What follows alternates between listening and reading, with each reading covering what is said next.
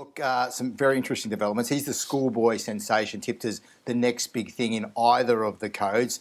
On August 31, he had a get-out clause from his 2021 South Sydney contract. He elected not to exercise that clause, so he still has a contract for 2021.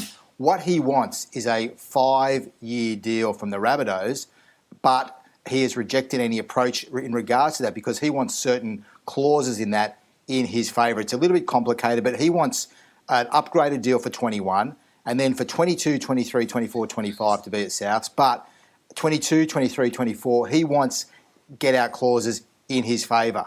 And South Sydney won't cop that. They will not. That is not part of what they want. It's a very unusual request, but it's not completely unusual because in rugby there's apparently a 3-year offer on the table for Joseph.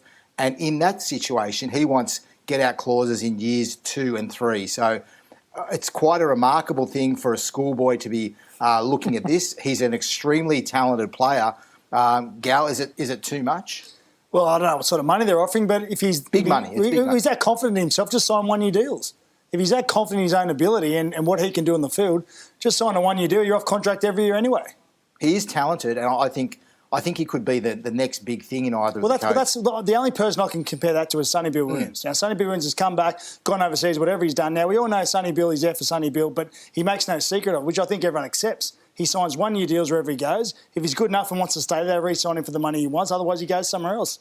Maybe Suaalii should look at doing something like that. If he's that confident in his own ability, sign a 1-year deal. Would you cop it as a club, Gus? Would you cop that sort of...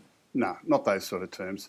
And it's like giving players options and those types of things that they do, and these clauses that I want to get out of whoever, it can only happen to the detriment of the club. You're putting the club in a poor position. The player will only take up his option if he's not worth the money.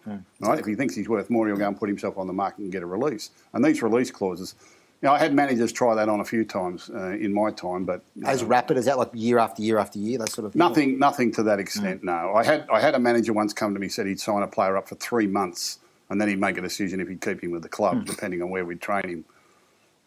How'd that go down? That didn't go down.